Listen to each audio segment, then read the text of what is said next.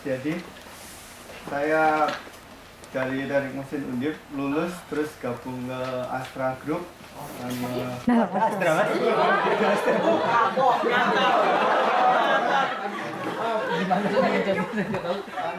di Astra ini di suppliernya Daihatsu yang buat transmisi. Sekarang udah kerja sekitar 2 tahun. Terus sejak 8 bulan yang lalu ke sini ada program LCGC kan, jadi syarat komponen lokalnya berapa persen ya, saya bersama teman-teman dikirim ke sini, rencananya mindahin pabrik dari Jepang ke Indonesia. Jadi sedang belajar, bukan peneliti atau profesional. Nah, untuk pengalaman saya sendiri dari pertama lulus S1 masuk ke dunia kerja kan seperti apa ya? Seperti baru melihat dasar-dasarnya, kemudian langsung terjun ke profesionalnya apa, menjurus kemana. Di bagian saya kan di bagian transmisi.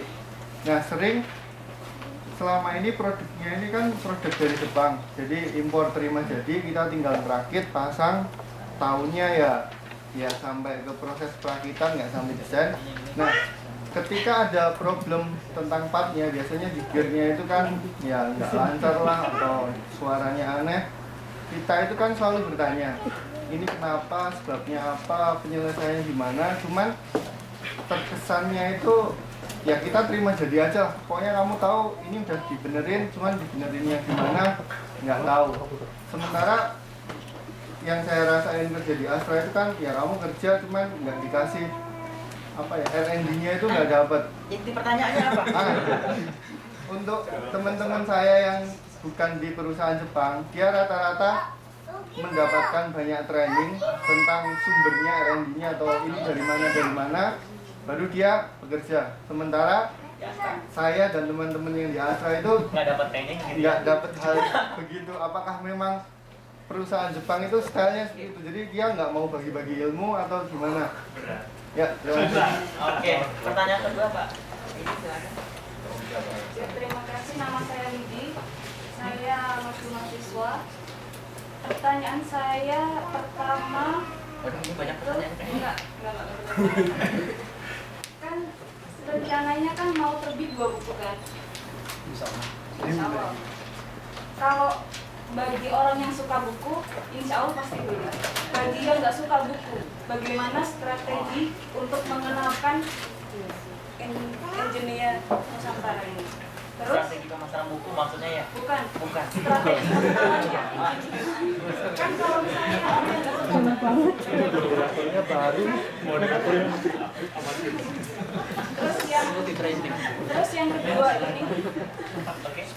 terus yang kedua ini, tadi saya baca visinya itu menjadi duta penghubung antara Indonesia dan Jepang.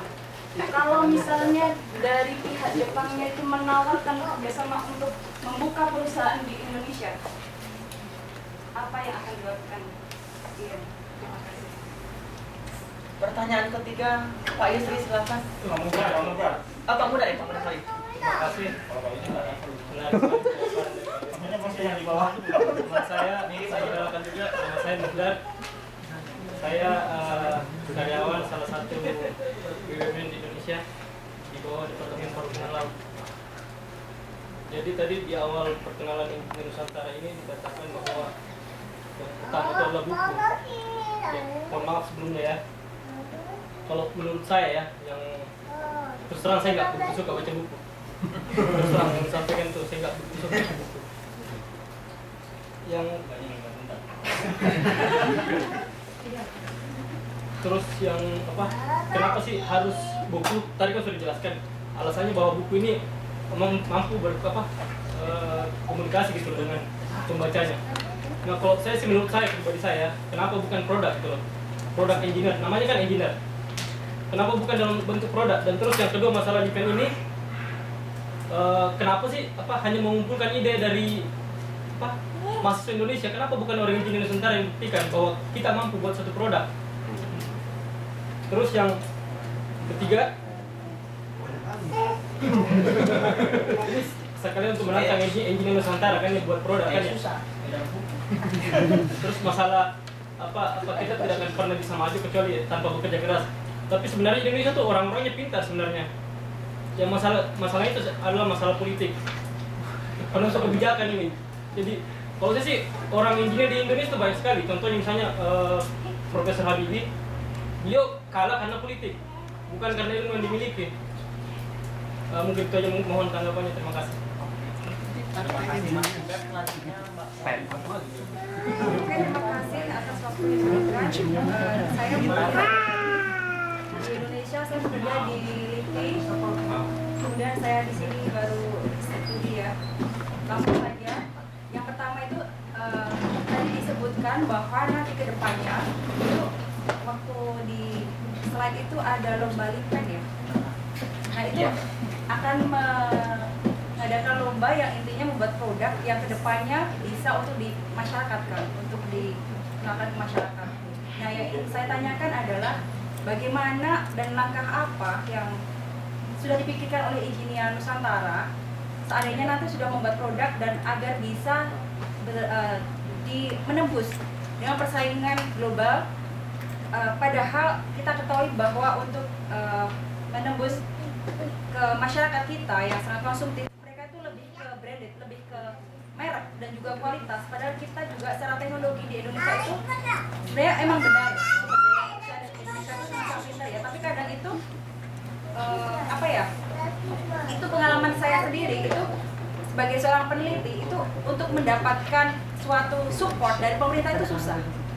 Padahal kita adalah government, tapi kadang itu dalam government itu juga ada tumpang tindih antara penelitian dengan satu dan yang lain. Dan di Indonesia sendiri itu juga masih banyak birokrasi yang sangat ya tahu sendiri ya teman-teman. Nah itu mungkin dari saya tahu bahwa Engineer Nusantara itu akan sangat brilian, punya ide yang sangat bagus, tapi untuk konkretnya langkah kedepannya itu yang harus dipikirkan karena akan menembus untuk birokrasi ke misal mau ada kerjasama atau mau melakukan sesuatu hal yang membuat kualitas itu sangat bagus, kemudian bagaimana menembus dengan tingkat konsumsi masyarakat Indonesia yang sangat dia tuh lebih suka untuk ke barat-baratan. Intinya Indonesia tuh kadang lebih suka dengan produk luar negeri yang bisa dipamerkan ke orang lain. Nah itu intinya. Nah itu bagaimana. Kemudian yang kedua, buku ini dijual untuk orang Indonesia. Nah di dalamnya itu ada kayak jadi gini, dari Mas Nadiem yang tadi sudah menceritakan tentang buku ini seperti melihat real nyata bahwa real nyata untuk pengalaman seseorang yang sudah bekerja di situ. Jadi seperti kita kayak udah emang kerja di situ gitu. Itu seperti emang sangat bagus sekali, sangat memberikan motivasi ke teman-teman di Indonesia karena emang ini pembacanya mungkin banyak orang Indonesia karena dalam bahasa Indonesia. Nah, apakah tujuan ini emang untuk orang-orang Indonesia yang ingin kerja di Jepang atau ingin juga bersinergi dengan orang-orang Indonesia yang emang udah bekerja di Indonesia kemudian ingin yang mempunyai motivasi untuk generasi ke depan agar membuat suatu kali untuk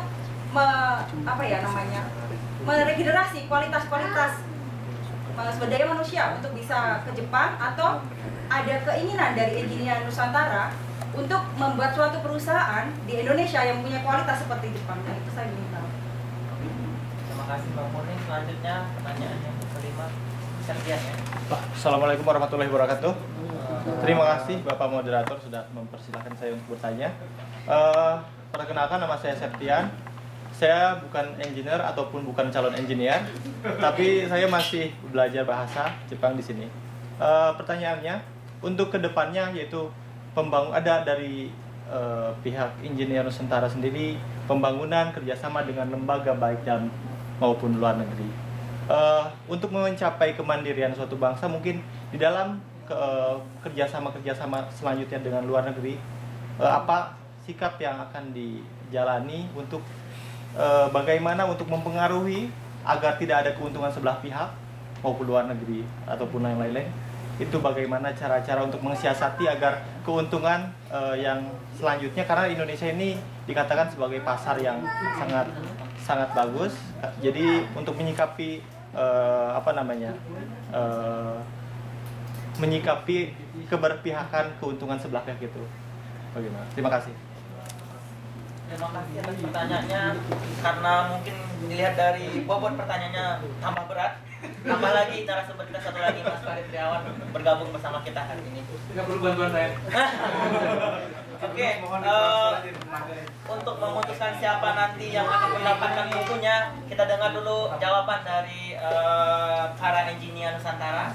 Ada 4 orang narasumber, mungkin nanti ada butuh tambahan bantuan mereka dari belakang, atau ada yang yel dari belakang nanti. Silahkan dijawab, boleh bergantian dari 4 orang narasumber dari pertanyaan pertama sampai pertanyaan kelima. Saya insya Allah akan menjawab pertanyaan dari pertama dari Mas Ahmad Setiadi kait dengan apa namanya RNG ya. Jadi gini Mas, singkat aja. Boleh singkat aja. Jadi gini aja intinya. Mas kan belajar transmisi ya. Di Jepang itu sama mungkin dengan kendaraan bermotor. Kalau di Komatsu Indonesia itu 2 kunci alat berat itu adalah transmisi dan engine. Jadi 2 ini adalah ibaratnya itu main-nya di alat berat, yaitu transmisi dan engine. Saat ini development untuk transmisi engine itu adanya di Jepang. Dan kenapa kok informasi terkait ini tidak diberikan ke perusahaan cabang artinya di Indonesia? Itu pertama terkait data ya. Data itu kalau pertama bocor atau sebagainya itu akan merugikan perusahaan dan nilainya mungkin sangat besar. Tapi itu mungkin belum menjawab pertanyaan Mas. Yang akan menjawab pertanyaan adalah ini, perusahaan Jepang tidak berani memberikan transmisi dan engine itu untuk diproduksi di Indonesia karena terbatas dengan teknologi. Jadi di Indonesia itu jujur aja, kalau di perusahaan saya juga pun belum ada perusahaan yang produksi engine Komatsu. Yang ada ya di Jepang, karena belum berani transfer teknologi di sana. Toh juga semua sumber daya manusia di Indonesia itu mampu untuk bikin tapi ada namanya nilai investasi. Jadi nilai investasi dibandingkan dengan biaya per kapita. Jadi harga untuk investasi teknologi untuk bikin produk, bikin engine itu sangat mahal di Indonesia, tapi kita bayar orangnya itu lebih murah. Jadi Indonesia tidak berani, Jepang tidak berani menginvestasikan untuk bikin teknologi itu untuk dibuat di Indonesia. Itu mungkin alasan kenapa informasi dan kenapa transmisi dan engine itu tidak dibuat di Indonesia. Mas mau nonton sebentar aja. Enggak, ini maksudnya biar audiens juga jelas. Ini maksudnya transmisi ini yang penanya maksud sama Mas tadi maksud itu maksudnya transmisi terkait dengan listrik atau transmisi yang gigi gitu ya? Transmisi gigi kan? Oh iya. Jadi menjelaskan lagi, jadi mulai tahun depan itu produksinya dipindah ke Indonesia. Jadi dari ujung ke ujung itu udah bakalan ada di Indonesia, cuman informasi itu. R&D-nya kita terima drawing aja, kamu bikin ini kenapa ini? Ada beberapa kendala ya.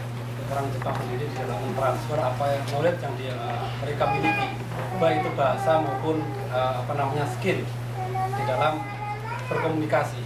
Nah, di situ ada.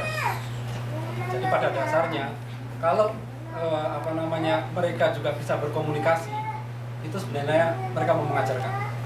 Tetapi waktu untuk mengajarkan ini sepertinya tidak ada. Dan kalau ada pun harus mengundang translator, dan translator kemudian harus kos lagi, yang akhirnya adalah kesuwen. Pokoknya ini saja, kamu ikuti saja. Toh drawing ini yang punya saya, tanggung jawab saya, bukan tanggung jawab kamu kok. Kalau ada masalah di pasar pun yang ngeluarin duit adalah saya, bukan yang ngeluarin duit kamu. Jadi hanya masalah di situ sebenarnya. Jadi kalau mau ngejar nanya sebenarnya dikasih. Apalagi datang ke perusahaannya langsung di sini ya, di Jepangnya sini 1 tahun atau 6 bulan dikasih. Saya nambahin dikit ya Mas ya. Kebetulan saya di R&D Mas. Jadi saya bikin gambar itu, terus saya kasih ke orang Indonesia, license-nya dibeli sama mereka gitu. Sama Torishima-nya Indonesia. Gitu ya. Jadi emang pola hubungannya beli license ke sini gitu. Atau ngasih drawing ke sana. Alasannya kenapa? Banyak alasannya, salah satunya quality. Jadi orang sini tuh kalau yang SOP-nya ABC ya ABC gitu. Jadi dia mesti nggak ngelewatin yang bisa dilewatin gitu, tapi mesti ya kayak gitu. Jadi dia untuk bisa membuat prototipe suatu produk itu kan panjang sekali prosesnya, dari mulai konsep desain, dari mulai konsep kaigi, konsep meeting konsep, terus mulai prototyping ke marketing, terus desain review itu saya berkali-kali. Desain review udah dibikin, prototype di scan, di tes, malah udah oke, balikin lagi, ternyata ada masalah di chemicalnya, misalnya masalah transmisi keluar ininya ada hasil yang lain gitu, nggak keluar gitu. Nah itu sayangnya belum bisa ditransfer sono mama ke Indonesia gitu.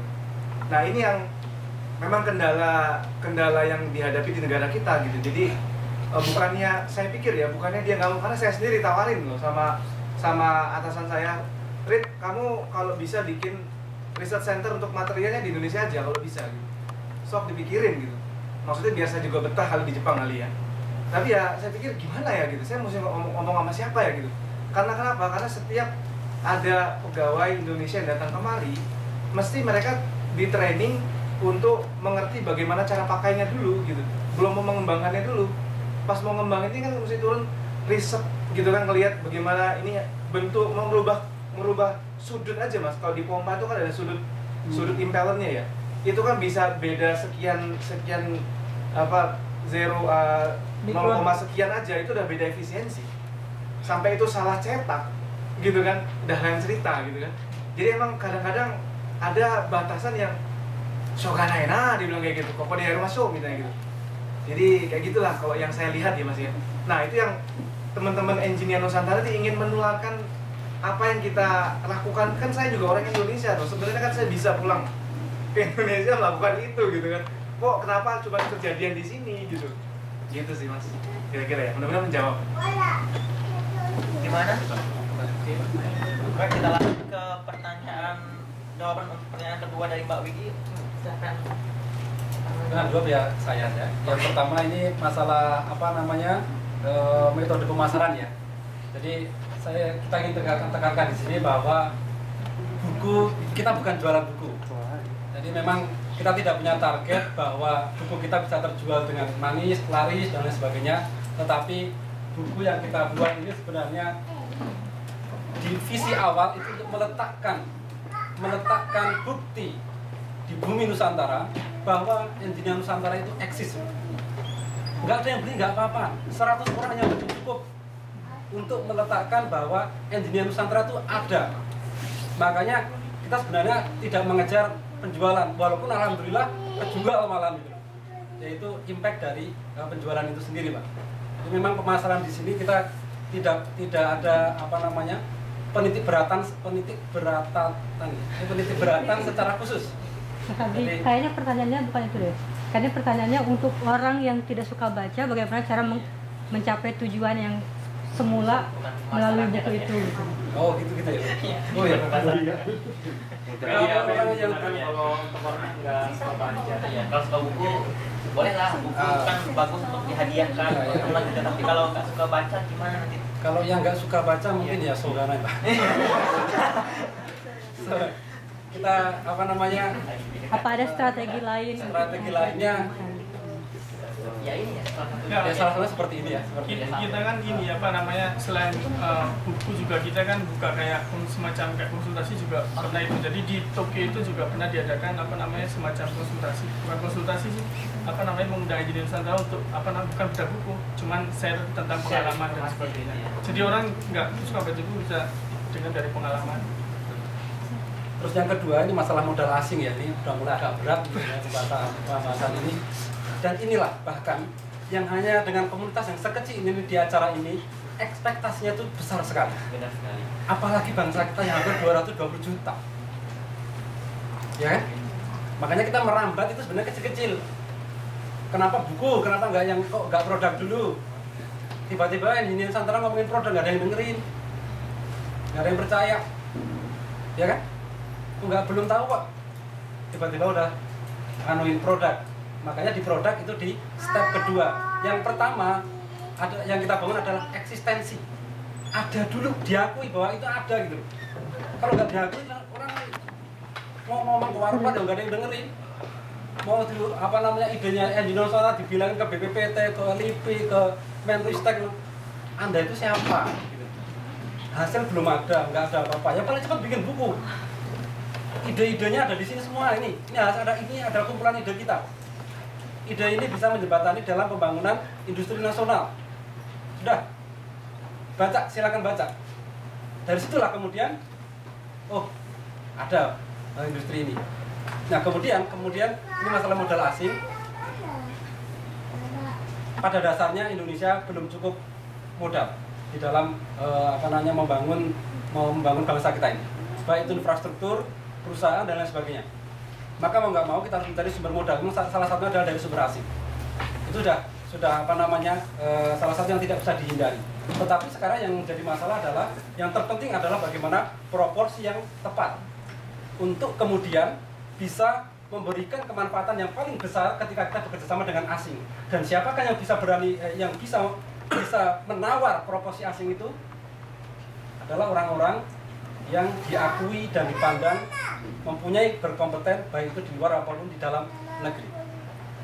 Bisa jadi yang sekarang menandatangani MOU dengan perusahaan-perusahaan Indonesia itu adalah yang nggak tahu ya, nggak kepikiran gitu loh.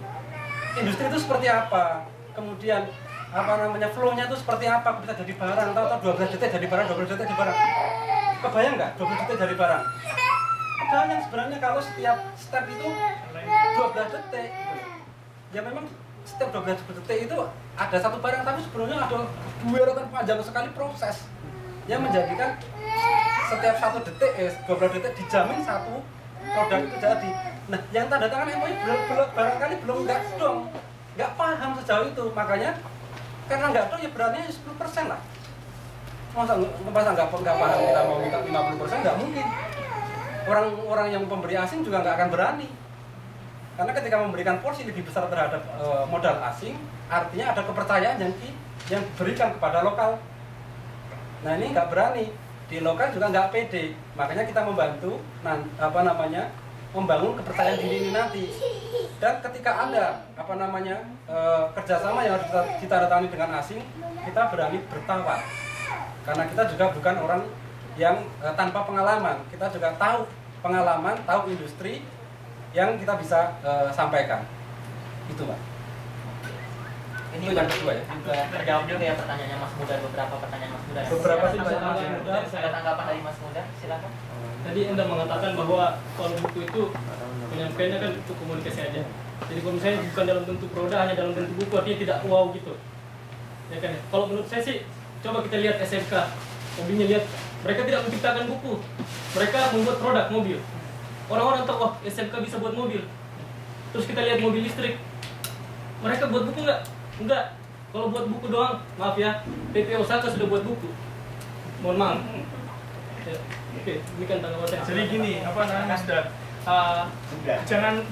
jangan lihat apa hasil, tapi proses gitu. Pada saat SMK itu bikin mobil, itu prosesnya seperti apa sih gitu? Jadi maaf ya. bentar. Pada saat jadi tahunya keluar mobil kan, tapi pada saat bikin mobil ternyata hournya, waktunya itu dia bikin selama 800 jam semua gitu ya.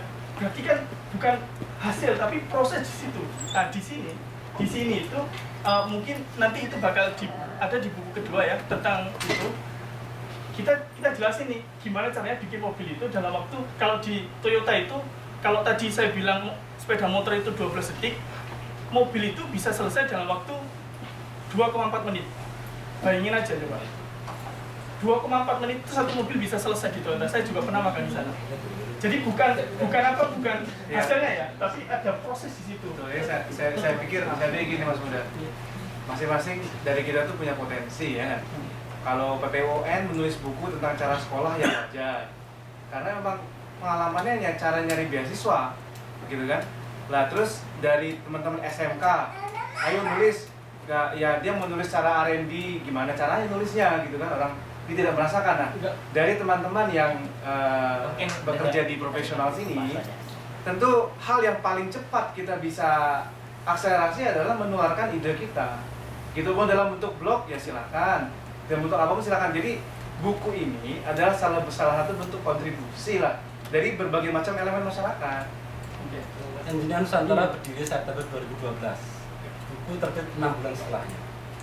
Dalam 6 bulan, apa sih yang mau kita bisa tularkan? Masa 6 bulan kita bisa buat produk kan tidak mungkin. Jadi bukunya hanya sebagai salah satu bahasa komunikasi saja untuk penyampaian ide-ide yang kalau kita nunggu sampai jadi produk tadi, misalnya menjadi barang yang tidak mungkin hanya bisa diselesaikan dalam 1 tahun 2 tahun, bahkan itu memerlukan sinergitas dari seluruh elemen masyarakat. Dan bagaimana kita bisa merangkul masyarakat kalau masyarakat tidak percaya dengan kita, makanya yang awali itu adalah penyampaian ide dari buku ini. Tapi kan kita tahu masyarakat, karakter orang Indonesia sebenarnya gimana ya, mereka tuh lebih tertarik kalau sudah ada produknya jadi gitu.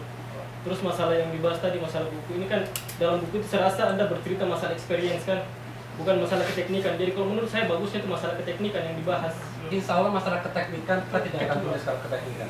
Karena kalau sudah teknikan secara ini kita sudah masuk ke blueprintnya kita, mungkin hanya dasar saja ya.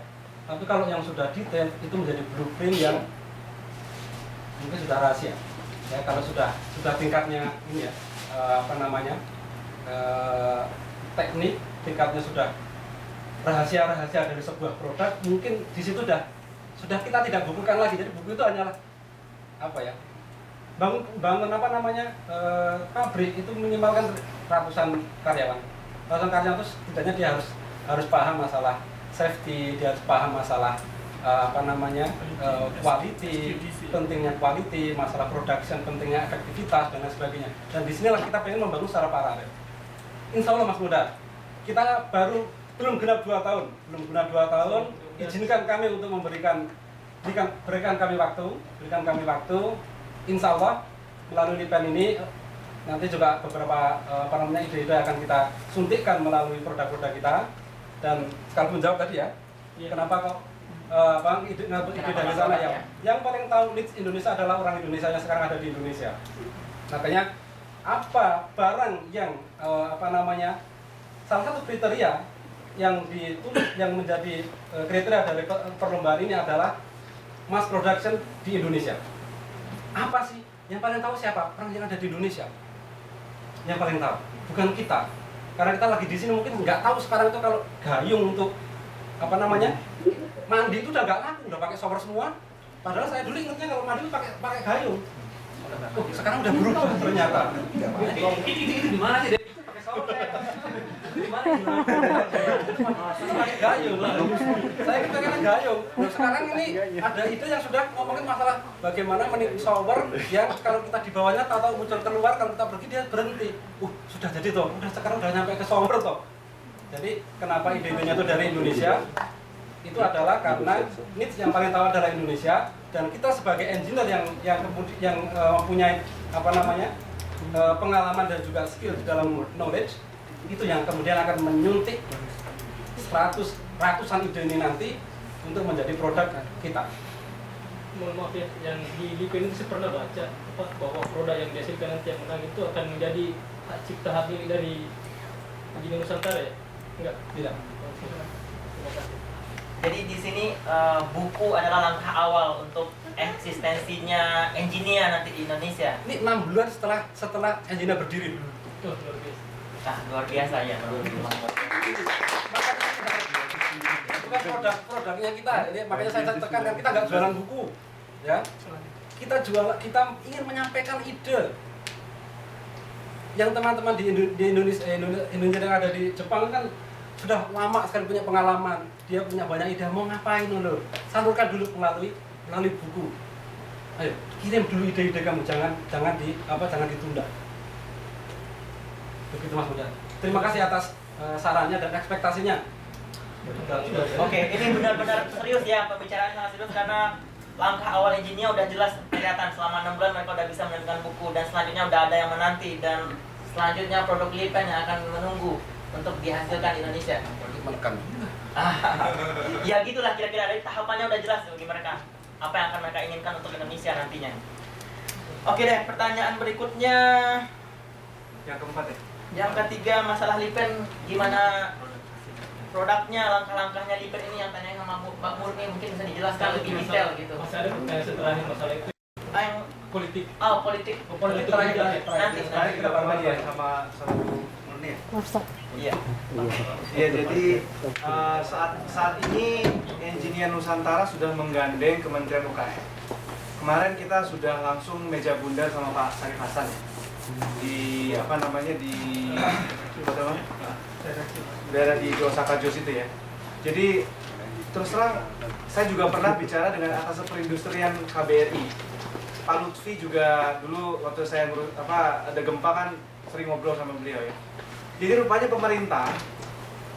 pemerintah ini nungguin juga gitu sebenarnya. Ya kalau kita kan sebenarnya melihat dari perspektif kita ya, kok kayak pemerintah nggak gerak gitu ya. Tapi sebenarnya pemerintah nungguin. Dia bilang ke saya, Rit, lu kalau ada produk bagus lu kasih ke gue. Nah, ini Pak Lutfi dulu kalau ngomong ke saya, gue lu gitu.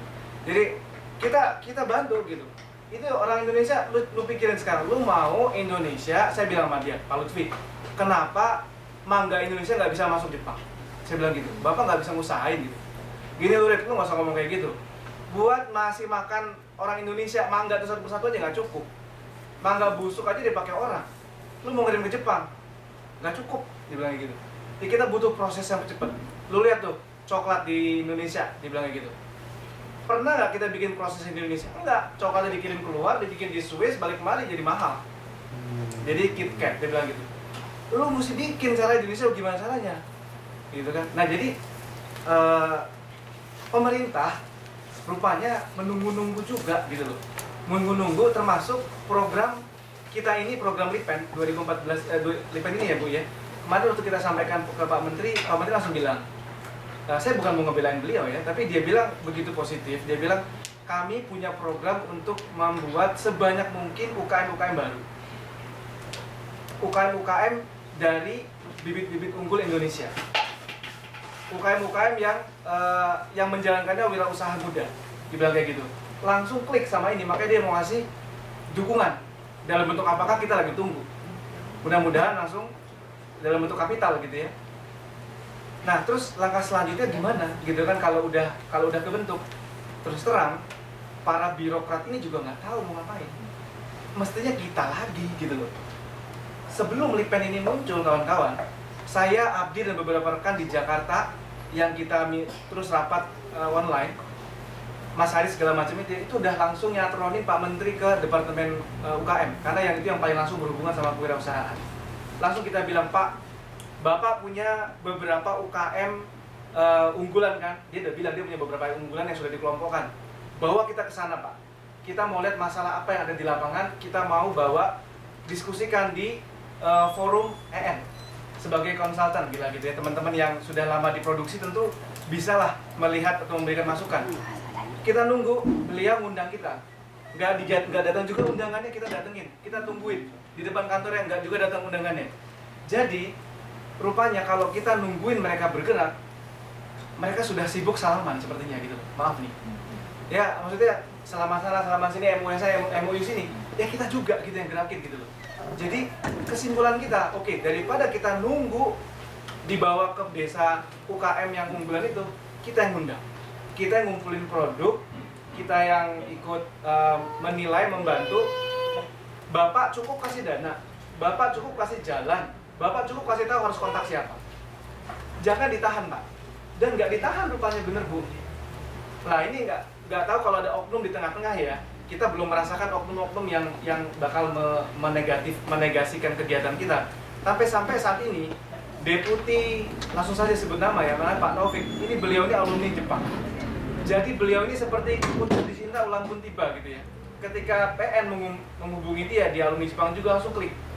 Langsung beliau bilang, Mas, kayak saya mau nemuin EN sama Pak Menteri di Osaka nanti. Jadi Pak Menteri datang kemari, agendanya dia bikinkan satu untuk kita. Jadi itu merupakan salah satu sambutan menurut kita ke power politik yang Mas Muda tanyakan tadi. Kok pemerintah nggak nyambut-nyambut? Mereka bukan nggak nyambut, tapi mereka nyari orang yang mau kerja gitu, yang mau ngerjain itu gitu. Nah, EN selalu bilang, Pak, kita siap kerja, tapi siapin jalan, siapin yang kita butuhkan. Nah, kalau kita nunggu seperti tahap awal yang kita lakukan di awal, rupanya nggak jalan-jalan. Kita nunggu setahunan itu sebelumnya ya, nggak diundang-undang itu. Karena dia ya mau diundang ke bawah, Mas, ayo naik mobil siapa juga capek ngurusin begitu, orang dia udah terlalu tinggi kan. Nah akhirnya oke Pak, kalau memang Bapak mengizinkan kita, kasih kita dukungan, kasih kita endorsement, itu udah keluar 3 ya, dari Kemen UKM, dari KJRI, dari KBRI belum ya, dari KBRI dalam bentuk dana. langsung dari atasnya. Nah jadi untuk masalah kedepannya, insya Allah kita sudah menggandeng Kemen UKM, Bu. Selanjutnya saya berpikir sama teman-teman kita juga harus gandeng Kemenristek. Nah Kemenristek ini banyak kawan-kawan kita yang sudah lulusan sini ya, kerja di sana, itu bisa kita jadikan. Artinya intinya adalah siapa yang mau ngerjain. Kalau ada yang mau ngerjain mesti jalan. Saya yang nggak ada yang mau ngerjain sekarang itu, gitu aja. Yang menulis buku aja juga jarang. Baru nulis buku, belum bikin ya gitu. Mau bikinnya kan saya sendiri merasakan mau bikin satu produk aja, jangan produk di produk itu ya, salah satu cerita nih ya. Saya mau bikin pompa. Di pompa ini ada namanya bagian untuk menahan supaya nggak bocor. O-ring. Kalau O-ring kan ya teman-teman, seal ya. Lah, seal ini cuman kita mau ganti dari yang material A jadi material B. Itu rapatnya sampai 3-4 kali. Saya ditanya ini masalah chemicalnya gimana, kamu sudah ngetes di temperatur berapa, di pressure berapa. Wah panjang banget ya kayak begini gitu. Ya itu pengalaman-pengalaman ini yang mau kita coba tularkan. Nah mengenai kualitas, Ibu tadi nanya kualitas ya, bagaimana agar bersaing internasional. Nah mudah-mudahan ini masih harapan kita ya Bu, dari teman-teman yang bekerja di sini. Kita kan terbiasa untuk tadi di tempat gitu ya, Mas Abdi juga punya proses proposal yang dia mesti nggak tembus kalau nggak dihabiskan, dihiring gitu lah istilahnya kalau di kantor itu.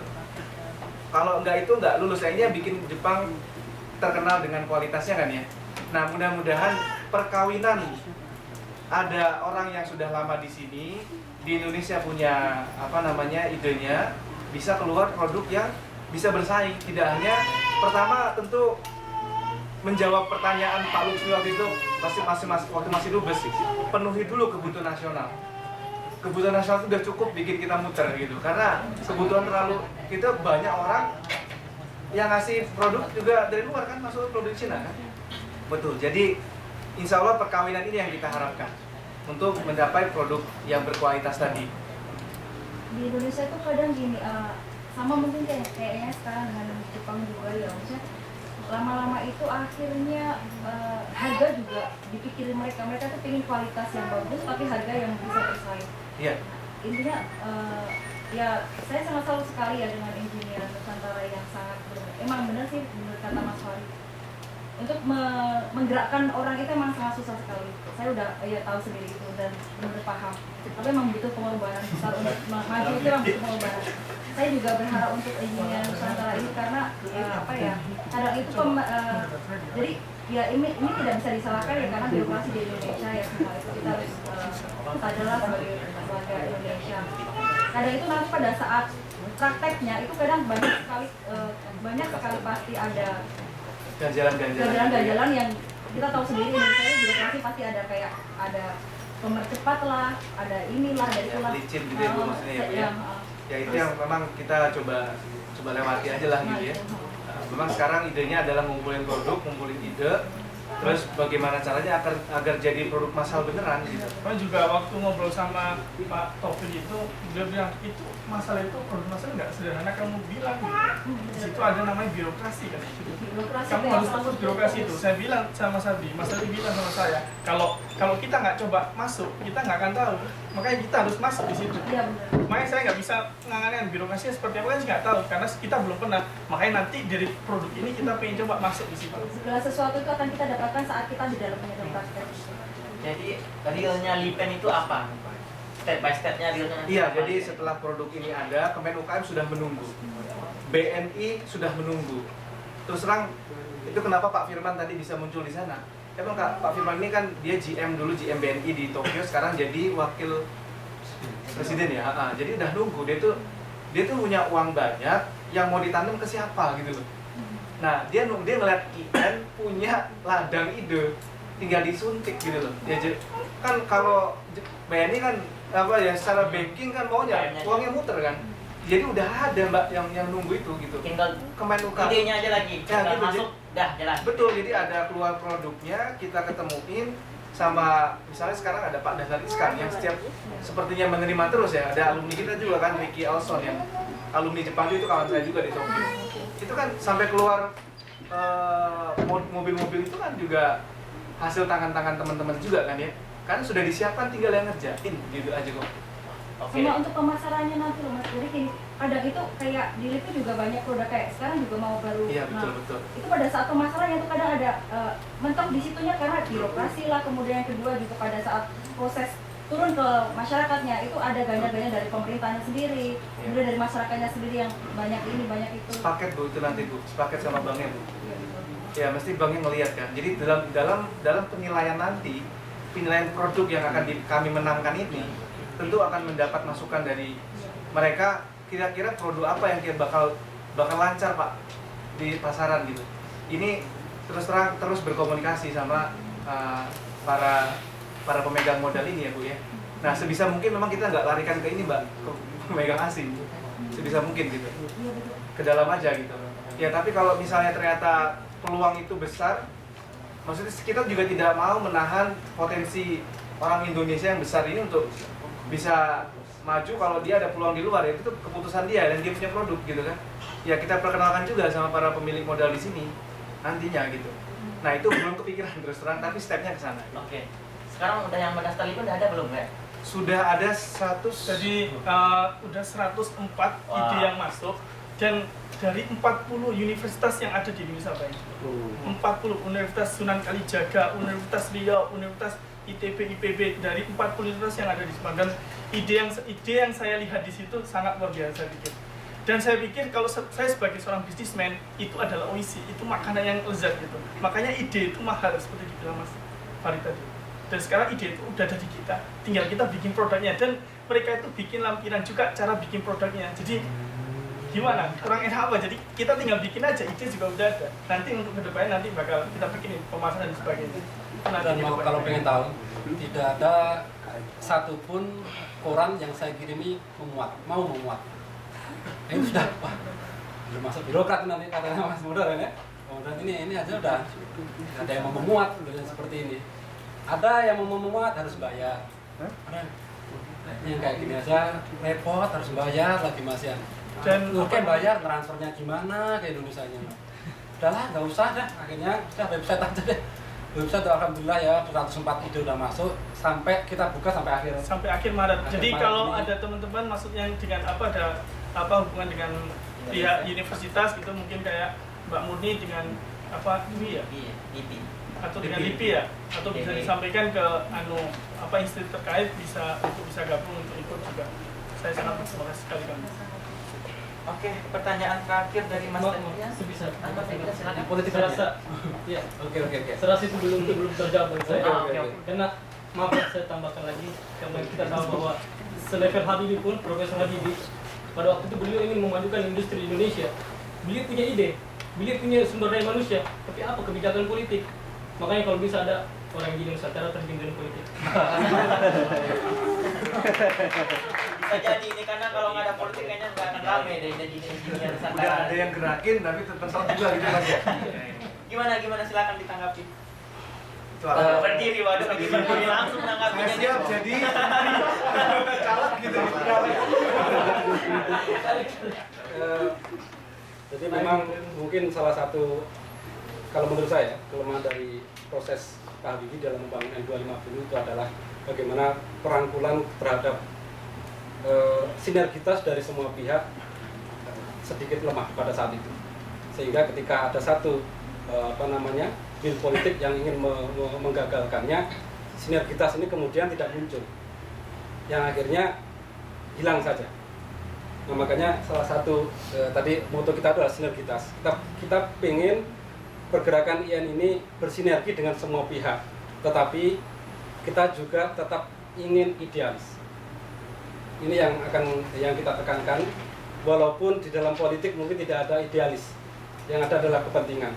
Tetapi sebagai profesional kita berusaha untuk idealis itu, dan kita berharap dengan sinergitas yang kita bangun minimal 2000 kepala. Kalau nanti habis ya, kalau nanti habis bukunya kan 2500 kepala di Indonesia sudah pernah membaca ini. Berarti semangat di dalam kepala yang membaca ini itu sudah setidaknya menjadi satu kekuatan yang akan memberikan insya Allah dukungan ketika satu pilot project diluncurkan. Itu salah satu usaha. Dan maksudnya idealis tadi artinya kita tidak pengen bagaimana, kita pengen dalam tanda petik akhirnya menjual Indonesia, kita kembali lagi kepada bergen-bergen politik yang akhirnya hanya selesai di meja, selesai di balik amplop dan selesai. Kita akan tetap pegang idealisme itu walaupun sangat berat, dan kita belum tahu juga. Maka ditanya sekarang juga sebenarnya awang-awang saja ini sebenarnya awang-awang juga. Kalau dikasih 1 miliar ya nggak tahu Mas ya. Tetapi kita berlatih lah, dari hal yang kecil kita tidak akan lakukan. Insya Allah ya 1 miliar, berapa miliar pun insya Allah semoga teman-teman semuanya bisa itu. Tadi Ada lagi? Silakan. Bisa jadi tadi ini masalah Anda katakan bahwa tidak sinergi. Kalau tidak sinergi maka tidak akan tercipta N250, tidak akan terbang, tidak akan mengudara pesawat tersebut. Itu sudah diciptakan suatu produk. Harusnya masyarakat Indonesia mendukung, tapi itu jatuh karena politik. Bukan karena tidak ada sinergi, bukan.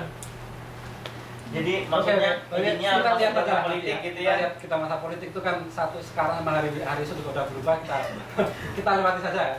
Orang politik itu Oke. nggak tahu. Mungkin lagi dipikirkan sama engineer nanti untuk soal politik, nanti kita tunggu keterangan dari engineer.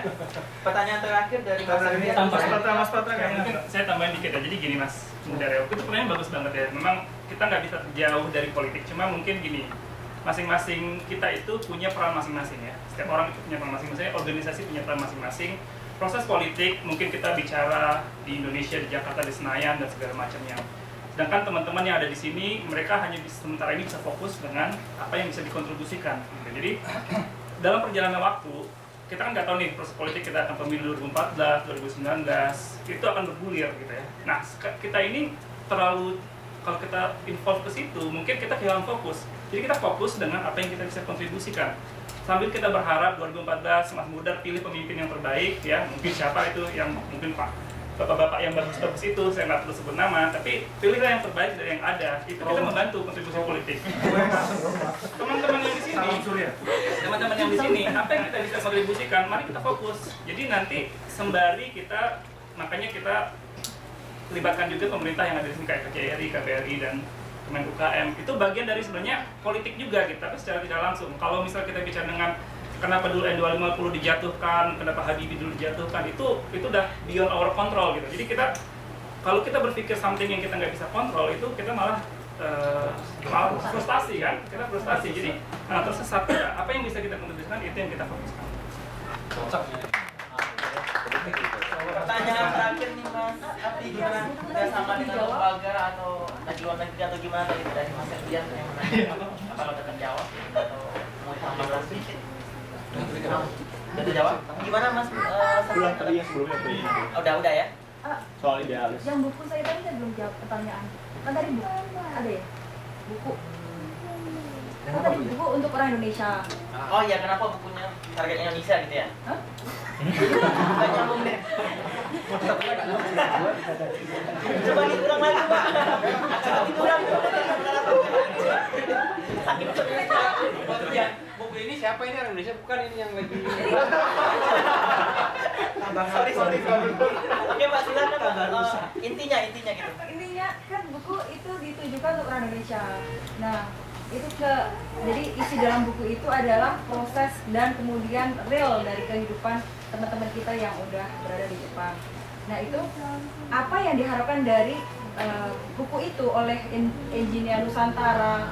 Apakah itu untuk diharapkan untuk regenerasi kedepannya ada orang-orang yang ingin ke Jepang, atau dari mereka kan pasti terinspirasi, wah ternyata kerja Jepang seperti ini, mereka dibawa untuk ke dalam real kan ya, di dalam real untuk saat membaca itu kayak udah merasakan, wah ini banget seperti ini gitu kan, menginspirasi banget, saya yakinnya itu. Nah, apakah yang diharapkan oleh Engineer Nusantara dari orang-orang yang membaca buku itu? Apakah yang buku itu kalau dari pertama Pak Abdi cerita tadi itu, buku itu kan untuk pengakuan awal ya? Gimana Mas Abdi tertangkap? Pengakuan awal, tapi di balik itu pasti ada impact ya? Dari impact faktornya berapa nanti bukunya diharapkan ya? Silakan Mas Abdi. Jadi tidak, di buku ini sebenarnya kita tidak ada pesan khusus untuk kemudian silakan datang ke Jepang. Tidak ada pesan khusus sama sekali, dan apa yang kita sampaikan juga tidak semerta-merta mendewakan budaya Jepang itu bagus loh, enggak. Jadi kita di akhir-akhir tulisan biasanya kita ada kompilasi untuk Indonesia seperti apa. Dan yang kita harapkan adalah masyarakat Indonesia itu kemudian punya referensi ya, setidaknya punya referensi di dalam bekerja. Jadi bekerja itu nggak hanya ini saja loh, ada nilai-nilai yang mungkin selama ini kita tidak temui. Contohnya tulisan pertama yang nulis saya ini Sakaijin. Apakah Sakaijin itu coba? Ada yang tahu nggak Sakaijin? Manusia yang bekerja. Sakaijin ini yang membedakan antara mahasiswa dan bukan mahasiswa dan yang sudah bekerja. Kalau mahasiswa itu di Jepang itu dianggap sebagai orang yang sedang bermain. Dia belum punya responsibility, tanggung jawab. Dia belum punya tanggung jawab, dia sedang belajar, yang kemudian nanti setelah belajar dia akan bekerja untuk kemudian mencari uang untuk menghidupi keluarganya. Nah, orang yang sudah Sakaijin di Jepang itu pasti taat hukum. Jadi nggak ada yang namanya sudah kerja, naik motor nggak pakai helm, hampir dibilang tidak ada. Kalau di kita, Takut banget tuh di Indonesia itu. ya kan? Kalau di kita Banyak. di tempat kerja bagus, masuk ke Gemba itu semua harus pakai helm, bisa. Setelah keluar naik motor tetap dilepas. Nggak seperti itu loh. Dan itu tidak bagus loh kalau seperti itu. Di dalam kerja mungkin bisa terhindar dari kecelakaan. Di luar kerja kecelakaan loh. Kalau nggak pakai helm, nah seperti itu. Jadi memberikan referensi lah kepada para pembaca. Nanti imbasnya dia mau kerja di Jepang, mau kerja di mana ya, kita tidak bisa mengontrol setelah membaca ini. Mungkin ada yang tertarik ke sini, ada yang tertarik di perusahaan Jepang, ada yang wah kalau ini berat ini, yang kayak gini berat ini malah, mendingan ke perusahaan non Jepang misalnya dan sebagainya. Itu Mbak, semoga bisa menjawab. Oke deh. 5 pertanyaan udah dijawab. Kemudian waktunya kayaknya terbatas banget ya. Sampai jam 4 kira-kira, tapi bisa ada deh plus minus 10 menit ya kira-kira. Untuk sesi pertama kita mau bagikan jadinya 3 buku. Silakan Engineer Nusantara memilih 3 orang yang akan mendapatkan buku Anda. Nanti aja ya. Udah ada dalam catatan ya. Untuk sesi kedua sekaligus menghabiskan buku. 2 pertanyaan. 2 pertanyaan. Simpel, nggak apa-apa, simpel aja deh. Oh ya, pertanyaannya simpel dan kita harapkan yang berhubungan benar-benar dengan buku. Dan tidak berbau politik ya. Tidak berbau politik sama sekali. Silakan dipilih Mas, 2 orang. Rianto 1, yang kedua. Kalau simpel-simpel nggak apa-apa sih, kalau semuanya. Simpel-simpel mungkin dari Rianto. Rianto terus Siapa aja? Limadi. Ya, langsung aja. 2, 3, 4 ya. Oke, silakan 2 pertanyaan, silakan. Kalau dari saya ada satu analisis dan komentar, kalau mau ditanggapi silakan, bukan pertanyaan. Tadi dengar dari tanya jawab Pak Muda dan ini bahwa mungkin ada satu yang saya simpulkan itu ada ketidaksetujuan. Yang mana sih yang penting? Apakah itu pengetahuan teknik tentang bagaimana membuat suatu produk atau Hataraku Bunka? Kalau menurut tim Engineer Nusantara, ide-ide Hataraku Bunka ini sangat penting untuk membawa kemajuan bagi suatu negara. Tapi kalau buat Pak Muda, mungkin suatu produk ya langsung bikin. Gimana sih pengetahuan untuk bikin suatu produk yang penting untuk membawa kemajuan bagi suatu negara? Tujuannya sama, tapi pandangannya beda. Jadi di dalam buku saya sendiri, maaf bukunya belum saya baca.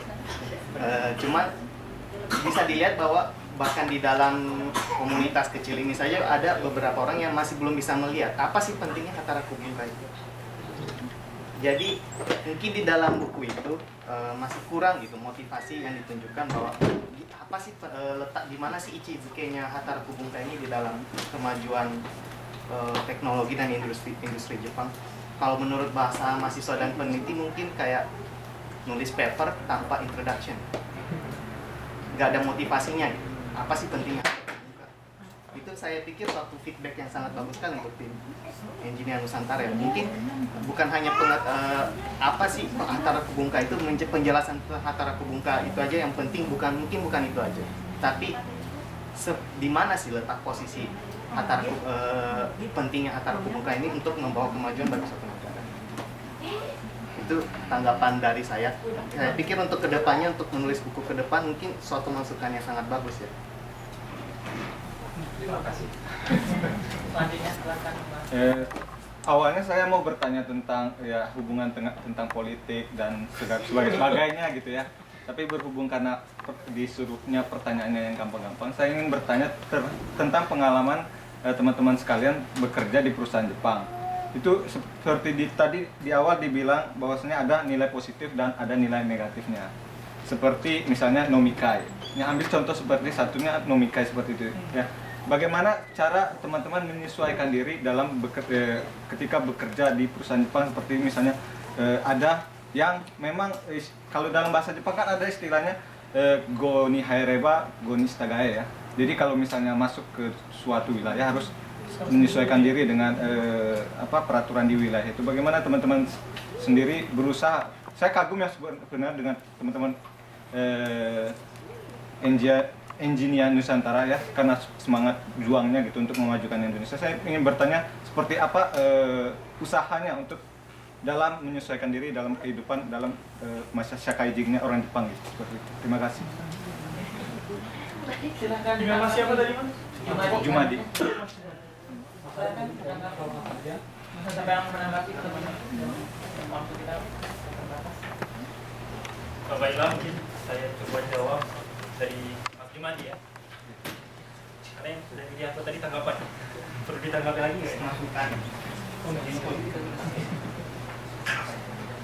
Jadi saya sendiri sudah 2 tahun. Sekarang sudah masuk tahun 3 kerja di Panasonic.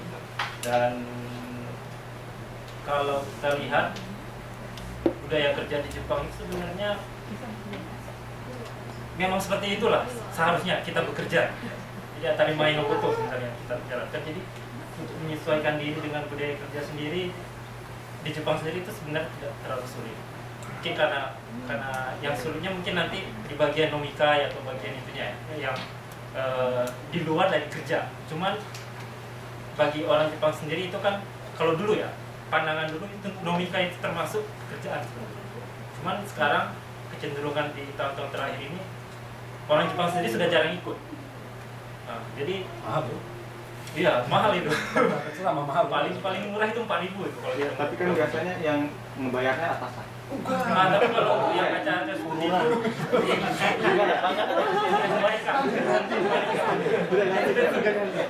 kecuali kalau ini kangkeka atau pesta penyambutan pekerja baru itu biasanya dibayarin. Tapi sebenarnya saya salutnya dengan orang Jepang itu mereka mendengar kata-kata keinginan dari pekerja itu sendiri. Jadi kita mau seperti ini. Saya Muslim kan, saya pengen tempat sholat, saya pengen sholat jam-jam segini. Itu mereka sangat, bahkan mereka tanya itu dulu waktu saya interview masuk Panasonic dulu. Terus juga masalah makanan mereka juga tanyakan. Jadi sebenarnya gimana ya, waktu perbedaan dengan waktu mahasiswa dengan sekarang setelah kerja itu sangat beda sekali. Jadi mereka sangat care. Ketika kita telat 5 menit misalnya, dari biasa datang cepat saya kan, agak telat, biasanya sudah ditanyain gitu. Kenapa kok agak telat hari ini? Jadi sebenarnya komunikasi. Jadi komunikasi dengan terutama dengan atasan.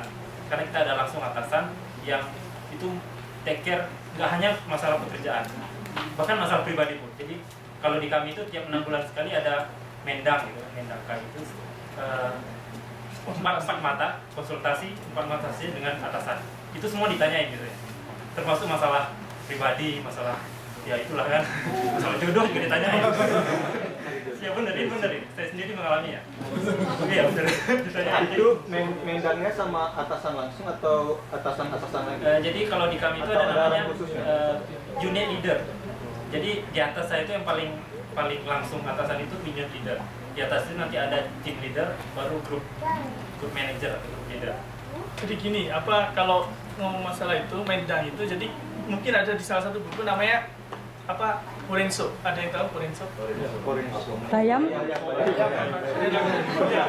Kalau kita cari di Horenso, namanya bayam. Tapi sebenarnya ada hubungan sama itu, Horenso, Koku, dan Soda. Maknanya sama, konsultasi semua. Cuman sebenarnya ada beda. Saya sebenarnya pengen tanya dan dapat buku ini harusnya. Saya pengen tanya ke teman, bedanya Horenso itu apa? Apa itu? Jadi satu. Jadi apa namanya di situ. Jadi yang disebut sama Medan ini masuk ke Sodan. Jadi artinya konsultasi terkait dengan diskusi, dan biasanya itu kalau Sodan itu larinya ke orang yang lebih dekat sama dia, artinya leader dia gitu. Nah, kalau Hokoku itu biasanya ke atasan. Nah, kalau Renraku itu biasanya ke beberapa pihak. Jadi selama kita sebar meeting itu namanya Renraku. Kalau Hokoku itu selama kita ada masalah di lapangan yang tiba-tiba terjadi di malam hari, terus kita harus informasi lapor. Nah, lapor itu namanya Hokoku. Nah, kalau Sodan itu larinya ke kalau kita tidak bisa melakukan pekerjaan, kita Sodan. Nah, Hokoku, Renraku, Sodan. Nah, tadi yang disebut sama Mas Anjay tadi tentang Sodan. Pernah dimarahin Mas Nadiem, ini pernah dimarahin. Saya tambahin sedikit untuk pertanyaan Mas Rianto ya, mengenai antara kebetulan saya di salah satu editornya yang bersama Mas Adrian sama Haris ya. Jadi waktu itu kita berpikir bukan tidak ada backgroundnya sih Mas. Jadi kita merasa ide atau budayanya Jepang dalam bekerja ini tuh patut dikasih tahu ke orang Indonesia gitu. Karena untuk bikin produk ini kan ya gaya Cina juga ada, gaya Jepang juga ada, gaya Eropa pun ada gitu. Yang mana yang benar nggak ada yang benar, yang mana yang salah nggak ada yang salah gitu. Ya kebetulan kita kerja di Jepang gitu. Nah, terus kenapa jadi Hatara Kubungka gitu? Nah, kita merasa orang Jepang ini bekerja itu tidak otomatis jadi begitu gitu. Tapi ada budaya yang dia bangun menjadi landasan, fondasi sehingga industri dia jadi maju. Nah, ini jadi cerita menarik bagi kita editor. Kita bilang loh, kok bisa budaya, kalau kita bilang kok gotong royong bisa jadi produk, kan lucu kan kalau kita bilang apa yang bisa membuat transformasi sebuah budaya jadi kemajuan industri gitu. Nah ini Mas yang kita sampaikan di budaya buku Bekerja ala Jepang yang pertama, transformasi budaya. Orang yang namanya dulu disiplinnya samurai kok misalnya gitu ya kan dia ada apa namanya etika begitu ya, itu bisa diterjemahkan jadi sebuah proses produksi. Itu kan sebuah hal yang lucu kalau kita pikir-pikir. Bisa nggak di Indonesia juga diterapkan apa namanya budaya Indonesia yang saling menenggang rasa atau bergotong royong atau apa dulu pelajaran PPKN gitu itu loh. Kenapa kok kita nggak bisa buat juga gaya produksi Indonesia? Gitu kan, nah kita coba tularkan yang di Jepang caranya begini loh gitu. Yang di Amerika mungkin lain lagi caranya. Itu juga kita nggak kita bilang bahwa Hatara Kubungka akan membuat Indonesia maju, enggak. Terlalu jauh juga sih saya bilang gitu, pede banget kita bilang. Cuma saya bilang bahwa di Jepang kejadian gitu. Di Indonesia ya ayo kita cari trade off yang bagus gitu. Mau menanggapi? Ya. Boleh Terima kasih atas tanggapannya. Seperti yang saya bilang tadi, mungkin sebelum mengetahui apa itu Hatara Kubungka, perlu untuk mengetahui pentingnya apa ya. Seperti kata Mas Farid tadi disampaikan, ke masyarakat Indonesia itu sebenarnya masih belum tahu ya. Yang membawa maju itu sebenarnya pengetahuan atau Hatara Kubungka itu sih di Jepang. Kita nggak tahu ya, dua-duanya ada soalnya. Kita nggak bisa eksperimen cabut satu terus di atasnya kayak gimana. Nah, mungkin yang perlu disampaikan bahwa gimana pentingnya, kalau kita mengatakan bahwa ini penting, tapi orang yang ngebaca, oh menurut Anda penting, tapi saya nggak melihat gitu, seperti apa sih pentingnya. Mungkin dalam buku itu salah satu hal, faktor yang menurut saya penting juga, pengalaman pertama gitu. Seberapa pentingnya sih Hatara Kubungka, misalkan di satu divisi, yang saya misalkan cerita fiktif ya, misalkan saya bekerja di satu divisi yang dulunya nggak menerapkan GOES misalnya. Terus saya masuk setahun 2 tahun mulai diterapkan pelan-pelan, luar biasa efektifnya, misalkan berkembang jadi 200%. Mungkin itu suatu cerita first hand experience, itu penting untuk membawa masyarakat Indonesia mereka merasakan bahwa oh ini ternyata Hatara Kubungka itu penting gitu. Tentu saja tanpa pengetahuan Hatara Kubungka bukan apa-apa, tapi tanpa ini pendapat saya pribadi, tapi tanpa Hatara Kubungka juga pengetahuan saya rasa nggak bisa dibawa kemana-mana. Mungkin bisa jadi pengetahuan database, tapi nggak bisa jadi produk. Terima kasih Mas Yanto. Mas Yanto juga sejuta ide dituangkan di sini ya. Mungkin ada juga keterbatasan bahasa, keterbatasan kemampuan menulis, karena kita juga bukan penulis. Ya, ada yang gaya menulisnya beda-beda di sini. Jadi memang ya keterbatasan itu kita akui ada, dan terima kasih masukannya. Mana yang penting, mana yang tidak penting, menurut saya semuanya penting. Tinggal bagaimana kita mengelola keduanya itu untuk menjadi penting bagi masyarakat Indonesia ke depannya. Berarti untuk buku kedua mungkin halaman pertama merupakan bagian yang paling menarik nantinya. Untuk melanjutkan ke baca ke halaman berikutnya. Misalnya Sehingga budaya orang tegang buku lebih menarik. Ini Anas. budaya tenggang rasa nggak bisa dibawa ke puisi, dibawa ke quality nggak bisa. Karena kalau tenggang rasa kualitinya di tenggang rasa ini jadi rusak barangnya. Satu barang itu harus sama dengan 1000 barang. Caranya gimana? Goes. Caranya gimana? Horenso kalau ada masalah. Caranya gimana? Penuhi SOP. Ini hal yang sebenarnya simple. Tetapi bagaimana membuat 1000 barang sama dengan satu produk dengan 1000. Membuat satu produk sama dengan membuat 1000 barang itu kan nggak simple. Disitulah sebenarnya salah satu peran dari Hataraku Bungka itu tadi. Coba kalau beli motor, ban yang satunya ben, yang satu ben, yang satu enggak, ada yang beli. Ya toh? Satu catnya agak ngeletek, satunya enggak. Satunya setirnya agak bengkok. Suaranya satunya brobo-brobo, satunya enggak halus. Satunya berasap, satunya enggak. Padahal sama lainnya. Membikinnya di tempat yang sama, orangnya sama kok. Tapi kok nggak bisa. Tenggang rasanya tinggi. Oke, penjelasan dari Mas Abdi kayaknya udah menutup sesi diskusi kita hari ini. Nggak boleh satu lagi ya? Moderator baik. Inti aja deh pertanyaannya, intinya apa? Nggak tahu sih, udah ditanya kok belum, soalnya saya telat. Ya, Dari mananya? Intinya apa? Simpel aja. Ini orang-orang IAIN mau sampai kapan kerja di Jepang? Boleh pertanyaan penutup itu. Oke, saya mau lanjutin. Aduh, ini dikasih harus gantung nih. Nah, ini kan saya udah tua ya. Ini saya kira-kira udah kayak gini sudah pernah saya rasakan gitu. Jadi begini. Ini karena saya concern sama engineer Nusantara ya. Jadi eksistensi engineer Nusantara untuk depannya gitu. Saya rasa dengan gelora muda seperti ini, menurut saya suatu hari nanti di Jepang tidak akan bisa berlama-lama gitu. Dengan posisi yang statis. Di sini kan kasarnya mau bilangnya kalau bos kita belum mati, leader kita belum pensiun gitu ya, nggak akan naik gitu. Apalagi diri pasti ngeliat personality kan. Oh, daripada gua misalnya nanti ngasih rahasia gua ke dia daripada ini ke orang Jepang langsung. Nah terus itu juga dinamika di Jepang yang kebetulan mungkin di sini yang banyak yang muslim, kemarin juga ada yang ngasih sampai orang Jepang sendiri muslim nggak mau tinggal di Jepang, dia kabur gitu. Oh gitu ya. Nah jadi bagaimana pengkaderan engineer Nusantara ini untuk di Jepang gitu? Saya yakin pasti nanti satu hari Balik ke Indonesia. akan balik ke Indonesia. Di Indonesia lebih jelas gitu ya. Saya sama. Iya, Gimana? Indonesia gimana? Jadi bahkan saya mau melanjutkan ini. Sayang sekali kalau misalnya kayak gini. Karena yang dijual dari Indonesia Tenggara adalah Jepang gitu. Memang Jepang zaman saya tuh saya tahunya emang itu sekarang Jepang itu zaman saya lagi muda ya, remaja gitu ya. Itu keren gitu. Tapi zamannya baik mana baik? Korea minded dia sekarang. Jadi udah berubah gitu generasi ini dia ternyata lebih Korea banget gitu. Dia Korea keren banget. Terus dia bilang, tinggal di sini udah bagus lu beli Jepang, dia masih mau Korea, mau pindah ke Korea. Gitu ya. Dia masih Korea banget gitu ya. Nah jadi salah satu yang juga Jepangnya gitu. Lihat Jepang di Indonesia itu kan maju segala macam gitu ya. Nah kalau misalnya nanti ada generasi yang sampai misalnya jumlah sedikit segala macam akan mengaruhi kelompok timnya gitu. Yaudah, ini pertanyaannya kayaknya ini menantang engineer depannya gimana? Mungkin bisa jawab dari paling kanan ya. Yang jawab. Dua engineer sudah pulang ya.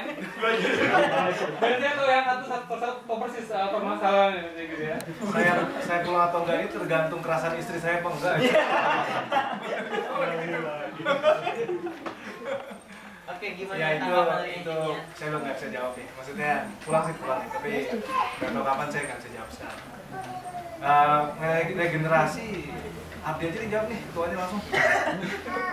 Waduh, ini pertanyaan kayak sulit nih.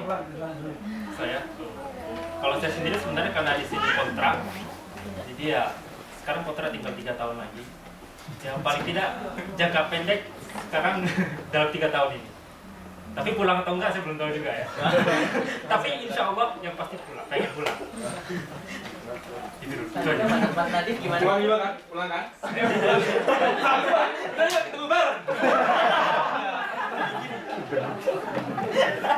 Jadi gini Mas, apa namanya, meskipun kita pulang, Engineering Nusantara itu nggak hanya ada di Jepang aja. Jadi artinya kita masih kontak dengan Mas Fabi yang ada di Indonesia, terus ada kontak dengan Mas Agung yang ada di Bekasi. Jadi tetap saya juga meeting dengan untuk event ini dengan orang-orang yang ada di Indonesia juga yang dulu bekas ada di Jepang. Jadi kita nggak akan fokus di situ. Betul, saya tahu. Tapi tadi ada segala friend saya yang di salah satu, kita jujur ya, salah satu yang dijual dari ini adalah Jepangnya gitu. Tadi ada Lipen, banyak sekali yang mendaftar, pasti yang kalau Jepangnya gitu ya kan, pasti gitu. Nah nanti kalau misalnya regenerasi di sini tidak berlangsung dengan pengkaderan yang enggak ini kan nanti kan ya itu lempeng gitu maksudnya. Gimana Mas Abdi? Oke ya, itu planningnya ada di Abdi. Kalau dari kalau Nusantara, Nusantara itu paling hebat. kalau masalah regenerasi sebenarnya kalau dibilang kita menjual produk juga sebenarnya juga enggak ya. Kalau misalnya memang animo masyarakat itu melihat Engineering Nusantara sangat identik dengan Jepang, yaitu mungkin imbas dari kita berada di Jepang. Tapi sebenarnya kita tidak menjadikan Jepang itu sebagai, bahkan basecamp-nya pun sebenarnya tidak. Maka Engineering Nusantara sebenarnya berlaku bukan hanya ketika kita ada di Jepang saja. Nah, mengenai regenerasi, kebetulan karena kita mulai itu paling banyak orang yang bekerja di dalam industri, salah satunya adalah Jepang. Setelah itu ada Amerika, setelah itu ada kalau di Eropa itu adalah di Jerman. Nah, dari ketiga ini setidaknya kita mulai dari Jepang. Nah, saya berencana untuk membangun juga bagaimana engineer-engineer yang ada di Amerika dan di Eropa itu juga kemudian bersinergi bersama. Dan yang terakhir, yang bukan yang terakhir, kalau bisa juga bisa bersama yang ada di Indonesia. Jadi kalau Engineering Nusantara itu identik ada di Jepang, sebenarnya tidak. Salah satu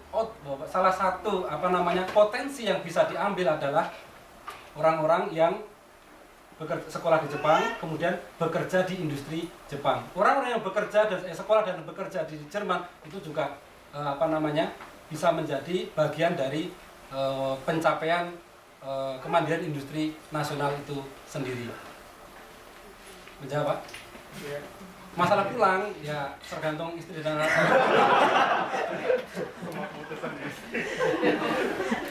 Oke deh, Jabatan kita apa ya? Jadi dia ini kumpulan suami-suami takut istri.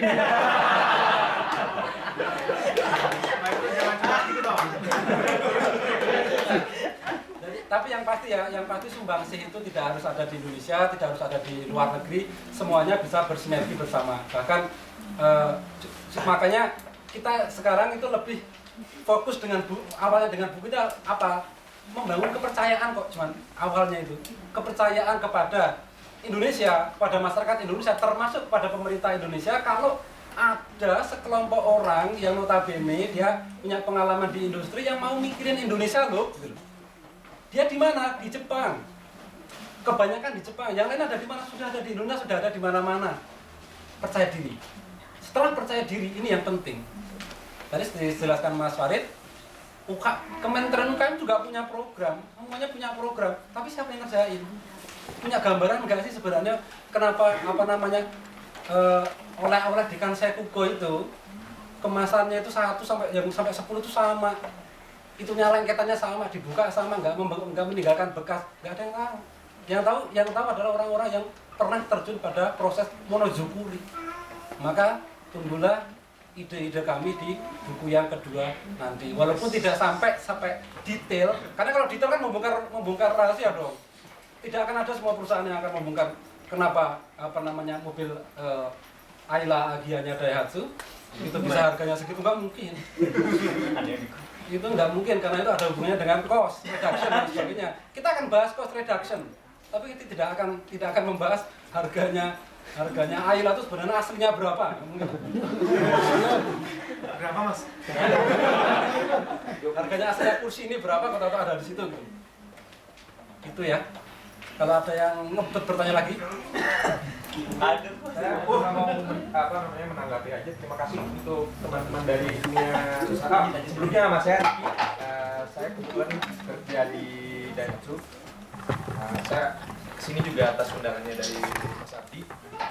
Jadi saya rasa produk dalam bentuk buku ini merupakan salah satu awal langkah yang sangat baik sekali, karena mungkin teman-teman sekarang yang ada di sini adalah merupakan salah satu boleh dibilang orang-orang yang beruntung yang punya kesempatan datang ke sini gitu. Saya juga waktu itu sempat berdiskusi dengan Mas Abdi soal Mas Abdi sekarang bisa ke Jepang, di sini merupakan menjadi salah satu amanat lah.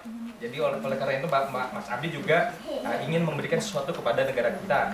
Nah, jadi dengan buku ini saya juga berterima kasih karena mungkin nanti saudara-saudara kita yang ada di Indonesia yang belum punya kesempatan misalnya untuk sampai bisa ke sini, mereka bisa membaca buku ini dan dari sini mereka bisa belajar mengenai kebudayaan bekerja di Jepang gitu, dan mudah-mudahan itu bisa bermanfaat untuk mereka, karena sekarang saya sendiri di sini sedang dalam rangka training di Daihatsu, dan saya juga membuat manual untuk karena saya di R&D untuk membuat suatu produk. Nah, di situ diharapkan nanti rekan-rekan di R&D di Astra Daihatsu Motor di Indonesia dengan menggunakan manual itu, walaupun mereka tidak berkesempatan datang ke sini, tapi mereka bisa paling tidak mengetahui langkah-langkahnya gitu. Mereka bisa mengetahui pengalaman teman-teman yang sudah ada di sini. Jadi saya ucapkan terima kasih banyak sekali ya, mungkin mewakili teman-teman di Indonesia. sampai desain, ini nggak desain. Penutup, desain penutup cukup menarik sekali kan, sangat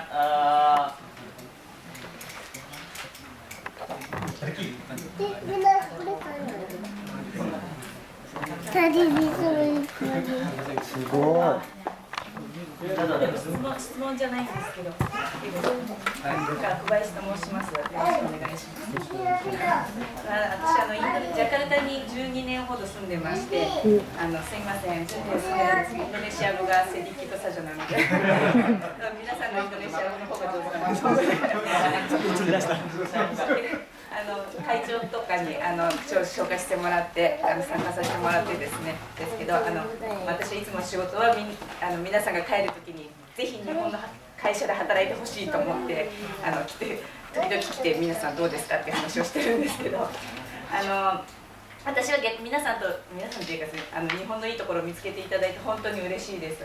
で私はインドネシアに住んでいて、インドネシアが好きでですねインドネシアの会社で働くいいところをたくさん知っていて、例えばフレキシブルなところとか、すごいクリエイティブなところとか、すごいダイナミックなところとかが好きで、日本はなんかこうすごいちっちゃいところを気にしてディテールででもそのおかげで日本はすごく成長したんですけど、でも今日はこの本を出す目的はアイデアだっておっしゃられていて、でアイデアってなかなか新しいアイデアっていうのを作り出すのって本当に大変なんですよね。で日本も車とかで有名になってるし、インドネシアの中で 99% ぐらい日本の車が走ってるんですけど、その車ももともとはアメリカとかドイツの車があって、それを改善して今の日本のそういう技術ができていて、でもアップルのプロダクツもFacebook とかも何かのアイデアがあって、それがデベロップして素晴らしいものになるんですよね。なので日本のこのいいアイデアがですね、そのインドネシアのいい出会いと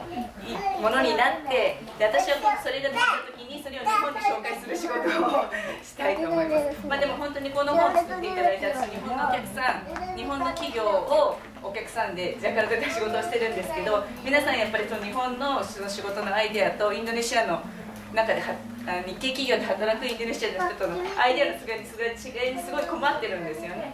なのでぜひ日本の社長さんにこれを使ってインドネシアの人にトレーニングとかを使ってもらえればなと思いました。どうもありがとうございました。頑張ってください。Ya, Kobayashi-san udah tinggal di Indonesia sekitar 11 tahun. Dia datang sini diundang sama terus intinya dia ngomongnya terima kasih buat tim Engineer Nusantara yang udah memperkenalkan suatu kebaikan dari Jepang. Sekarang kan ada banyak dari US, dari Amerika, dari yang kayak Apple gitu. Dia berterima kasih karena Engineer Nusantara udah menemukan itu dan ingin menggabungkannya dengan budaya di Indonesia dan akan yang tadi jadi monozukuri tadi itu. Terus untuk training sama dia melihat kalau emang budaya Indonesia dan budaya Jepang itu berbeda. Kalau di Jepang itu dia sangat detail dan kalau di Indonesia itu enggak, tapi dia merasa juga kalau yang perhatian kepada kedetailan itu yang membuat bahasa Jepang lebih maju dari bahasa lain. Jadi intinya dia berterima kasih buat tim Engineer Nusantara karena udah mengintroduksi budaya Jepang ke Indonesia juga gitu.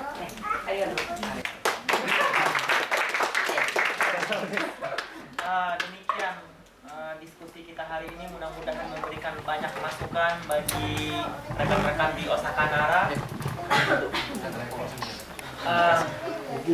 Sebelum saya tutup, Mas Abdi sebagai ketua dari Engineer Nusantara ingin mengucapkan sepatah dua patah kata untuk diskusi kita hari ini.